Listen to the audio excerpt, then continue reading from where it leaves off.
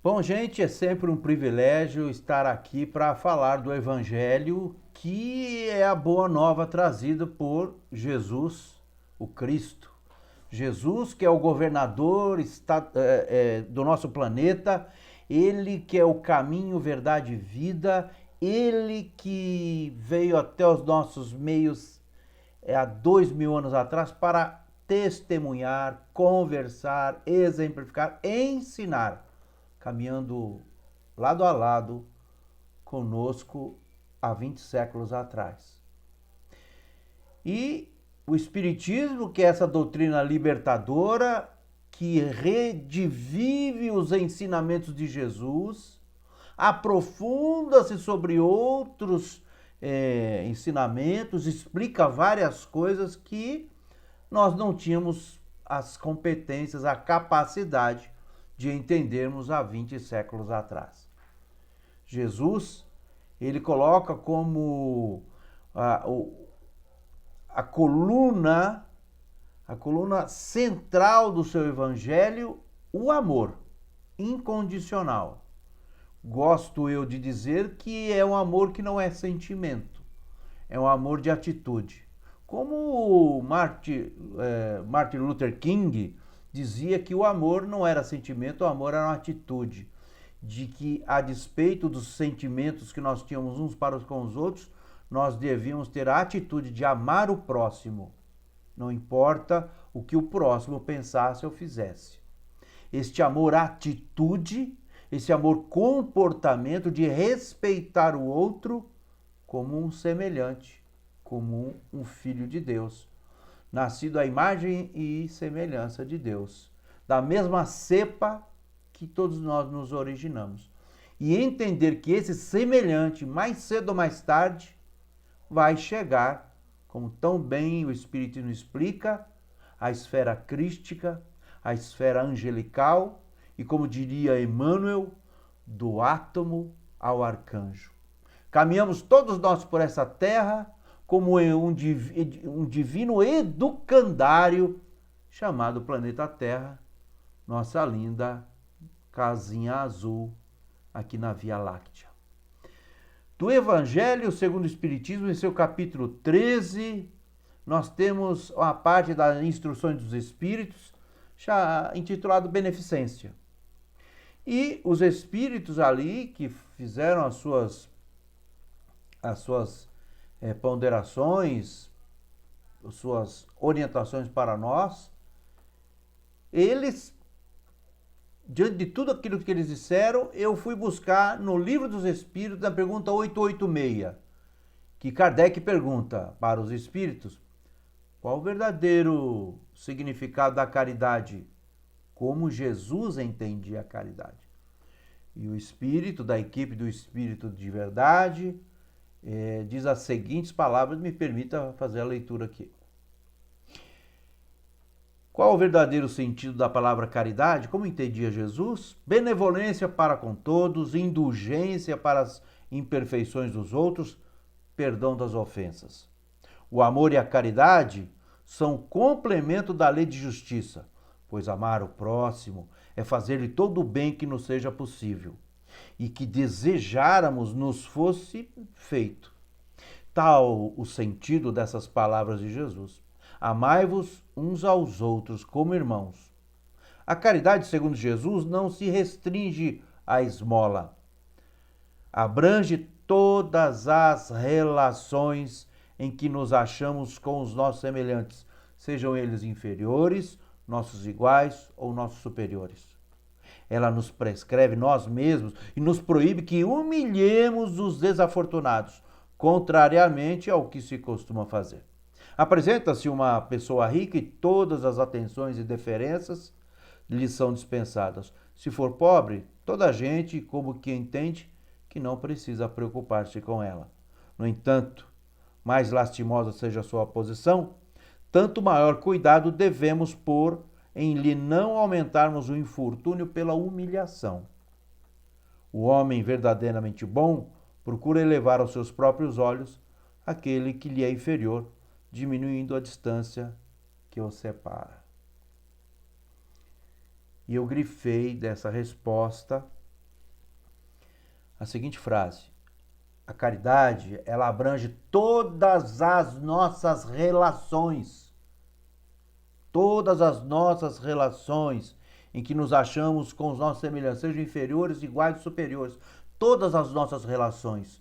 É o nosso ir e vir, é o nosso respirar, é o nosso comportamento perante a humanidade, perante o planeta Terra. Quem são os nossos irmãos superiores? Os nossos mentores, os espíritos que já estão numa escalada, numa graduação, estão acima de nós. Quem são os nossos iguais? Ora, são praticamente os 7 bilhões de habitantes encarnados que estão no planeta Terra. É disso que nós estamos falando. Qualquer pessoa que a gente encontra na via pública é o nosso igual. Ah, mas ele é ignorante, mas ele é pobre. Não tem mais. Estamos num planeta de provas e expiações em transição para um planeta de regeneração. Então, todos os que estão encarnados são nossos semelhantes, são nossos iguais. É nosso dever cristão amá-los. E amá-los atitude. Atitude. E quem são os nossos irmãos inferiores? São todos os espíritos que estão na jornada evolutiva, que estão nas escalas mais baixas do que a gente, mais inferiores, e eu quero dizer aqui que são os nossos irmãos inferiores, os animais, as plantas. O princípio espiritual que dorme no reino mineral, sonha no reino vegetal, se manifesta no reino animal e adquire a consciência, o raciocínio contínuo, a identidade de si mesmo no reino hominal. Então, nossos irmãos inferiores são os gatos, os cachorros, os peixes, as aves, todos os seres do mundo animal e do mundo vegetal. Então, nós devemos ter uma responsabilidade cristã diante de todos os nossos irmãos com os quais nós nos relacionamos. É isso que os Espíritos dizem no livro dos Espíritos, pergunta 886. E eles enfatizam, o Espírito de Verdade ainda enfatiza, nós não devemos humilhar. Sabe aquela coisa que você faz um donativo e sai contando para todo mundo? E fala quem recebeu o donativo? Você está humilhando aquela pessoa.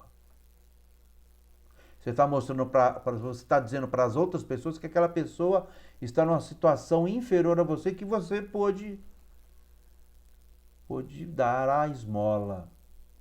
Jesus, ele coloca como aquele que faz a vontade do Pai o samaritano, o herege, considerado pelos hebreus daquele tempo, o samaritano que era o herege. Ele que foi lá e acudiu aquele homem que estava caído. Ele que amou o próximo como a si mesmo. Ora, quero contar aqui uma historinha do Chico Xavier. O Chico Xavier ficava trabalhando no centro, atendendo todas as pessoas, fazendo psicografia e até madrugada. E centenas de pessoas ficavam do lado de fora aguardando o momento, porque não conseguiam entrar, que estava apinhado de gente lá dentro, aguardando o momento que Chico saía para cumprimentar todo mundo. Todos. Dentre esses tinha um mendigo, uma pessoa em situação de rua.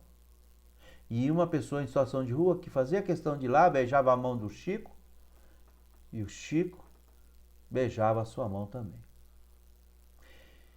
E as pessoas se incomodavam com o cheiro que aquela pessoa em situação de rua exalava e pediam para ele se afastar. E Chico fazia questão de abraçá-lo, de beijar as suas mãos.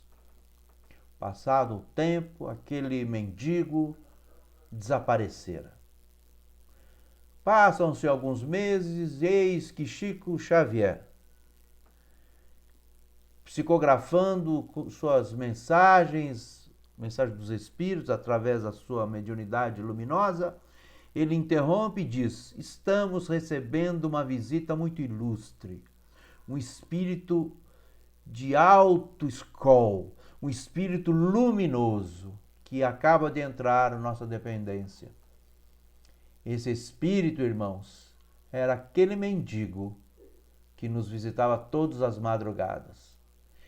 Que espírito de luz, espírito elevado, ainda pediu para vir nessa última experiência terrena, em situação de rua, porque ainda tinha débitos com a sua própria consciência.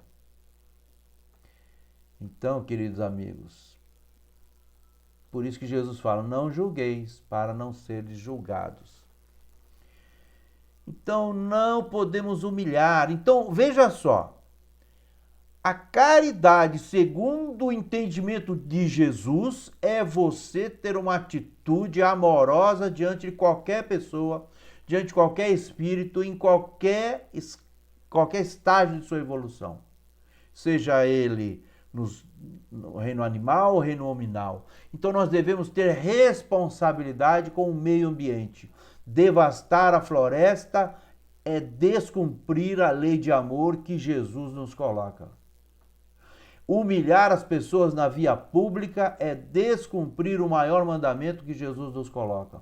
Por isso que é importante nós espíritas termos um posicionamento cristão onde quer que nós estejamos. E diante desse comportamento cristão, divulgar o nosso entendimento sobre o mandamento maior, que é amar o próximo como nós mesmos. Solicitando, exigindo, instando as autoridades federais, estaduais, municipais, aos dirigentes das instituições, aos dirigentes dos centros espíritas, aos dirigentes das igrejas evangélicas, das igrejas católicas, enfim, a todas as pessoas que têm sob si responsabilidade para que cumpram o mandamento de Jesus. Então, compete a nós praticarmos a caridade, mas também compete ao Estado praticar essa política social. Quando você estabelece uma ajuda para aqueles que estão famélicos, o tal do Bolsa Família, agora aí o Auxílio Brasil, seja lá o nome que os presidentes dão, a pessoa vai ter uma limitada autonomia para poder comprar aquilo que lhe está faltando. Quero falar aqui um exemplo claro. Minha companheira, Valdiane, que estudou serviço social e no seu trabalho de conclusão de curso, o seu TCC, ela fez um estudo sobre o Bolsa Família, sobre as pessoas que recebiam o Bolsa Família naquela época. E ela entrevistou uma senhorinha. E ela perguntou: como é que você gastou o dinheiro do Bolsa Família? E ela falou: olha, eu comprei feijão, comprei arroz, comprei um pouco de carne, comprei isso, comprei aquilo, enfim. E aí minha companheira perguntou: o que você mais gostou de ter comprado com o dinheiro do Bolsa Família? Ela disse: ah, menina, eu comprei um batom. Com um restinho de dinheiro eu consegui comprar um batom. E eu tô mais bonita. Ela comprou um batom. Não tem cesta básica que é doada pelas pessoas que fazem essa tipo de caridade que tenha batom. Algumas cestas básicas têm lá produtos de higiene, sabonete, creme dental, escova de dente, algumas preservativos, algumas absorventes, algumas coisas que as pessoas pobres precisam usar e não têm os recursos para comprar. Então aquela mulher, ela se sentiu igual, gente. Ela se sentiu igual. Ela não se sentiu humilhada ao receber uma cesta básica, que alguém escolheu a marca do arroz para ela comer, que alguém escolheu a marca do feijão para ela comer, que alguém escolheu a sardinha ou o macarrão para ela, ela pôde ir lá e comprou o pouquinho que deu. Porque o Bolsa Família é miséria, gente. É pouco demais, mas é o que existe. Então o que eu quero dizer? Que o poder público tem que desenvolver um comportamento cristão. Não estou falando um comportamento religioso desta ou daquela denominação religiosa, mas um comportamento cristão. E o comportamento cristão está na base da caridade, da reciprocidade, de fazermos para o outro o que gostaríamos que o outro nos fizesse e de não humilharmos ninguém. Independente da condição social dessa pessoa, da sua orientação sexual, da sua cor de pele, se tem deficiência ou não. Portanto, não compete, não cabe aos espíritas fazer discriminação se a pessoa é rica ou é pobre. Como a resposta do espírito diz, se a pessoa tivesse posse, teria todas as atenções. E quero falar aqui de uma experiência realizada sobre isso. Uma determinada pessoa, um homem, vestindo roupas bem humildes, surradas, diante da estação de metrô numa cidade, na França, Paris. Esse homem simula que está passando mal, deita-se ao chão e fica lá. Quando foram socorrê-lo, ele já tinha se passado uns 15 minutos. Socorreram ele. E ele explicou, olha, é um experimento social, tem as câmaras escondidas ali. No outro dia, esse mesmo homem com roupas de grife, com terno, gravata, fez o mesmo gestual e em menos de 1 minuto já tinham várias pessoas ao redor dele para socorrê-lo. É a mesma pessoa. Isso é a experiência, esse experimento social na cidade. Não estou falando em Diadema, estou falando em Paris. E essa pergunta 886, leiam diversas vezes sobre o que é a caridade entendida por Jesus. Está dizendo que dependendo da pessoa a gente dá mais atenção. Nós somos culpados disso? Nem tanto, porque nós acabamos reproduzindo uma cultura de que a pessoa vale pelo que ela tem e não por aquilo que ela é. Uma cultura que dá mais atenção às pessoas que são mais abastadas do que aquelas que estão sem nenhum recurso. Lembra do espírito que foi visitar Chico? Espírito elevado? Vivenciou uma experiência de situação de rua. Portanto, copiarmos o exemplo cristão, e aí eu repito, de Francisco de Assis, é copiarmos um comportamento baseado na mais sofisticada filosofia, no mais amoroso ensinamento, num dos maiores exemplos de abnegação, desprendimento que o mundo já teve o privilégio de entender.